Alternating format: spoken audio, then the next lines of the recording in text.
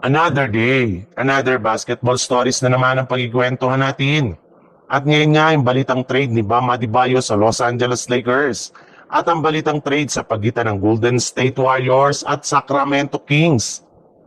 Ayon nga sa isang NBA insider, mismong si Luka Doncic na nga ang nagsabi na isang pangalan lamang nga daw ang gusto nitong makuha ngayon sa Lakers at eto nga ay si Bam Adebayo. Mas gusto nga nito ng isang center na makakagawa sa kanya ng mga masulidong screen at makakasabay sa kanyang mga ginagawang pick and roll plays. Kaya kung gusto talaga ng Lakers na mapalakas ang kanilang lineup ay kailangan nila na sundin si Luka sa pagkuha kay Bam Adebayo. At base nga sa pinakahuling inilabas sa balita ngayong araw, maaari nga daw nila itong gamitin ang kanilang mga players na sina Austin Reeves, Rui Hachimura, Dalton Kanick, Jared Vanderbilt at DeAndre Ayton na pwede nilang ipang-offer sa Miami Heat. Sinabi na rin naman nga noon ni Bam Adebayo na matagal na nga nitong gustong maglaro sa Lakers simula pa nang pumasok siya sa liga. Kaya eto na nga ang pagkakataon ngayon ni Rob Pelinka para makuha ito sa isang trade ngayong season.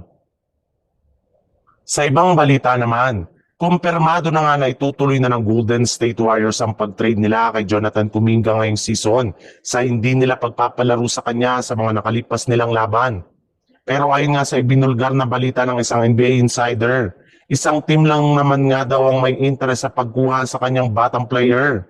At eto nga ay walang iba kundi ang Sacramento Kings na hanggang ngayon ay gusto pa rin talagang makuha si Kuminga sa isang trade. Willing na rin naman nga daw ang Kings na i-offer sa Golden State Warriors ang kanilang mga players na sina Ken Ellis at Malik Monk.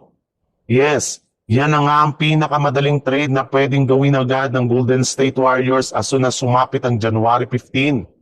Pero kung tatanggihan nga ng Golden State Warriors ang offer sa kanila ng Kings, ay kakailanganin nga nilang maghanap ng isa pang bagong team na tutulong sa kanila na makapagsagawa ng isang 3-team scenario para lamang matuloy ang trade ni Kuminga ngayong season. Kaya expect na nga po ninyo na magiging busy talagang front office ng Warriors sa pakikipagnegosasyon sa iba't ibang team basta't makagawa lamang sila ng trade ngayong season.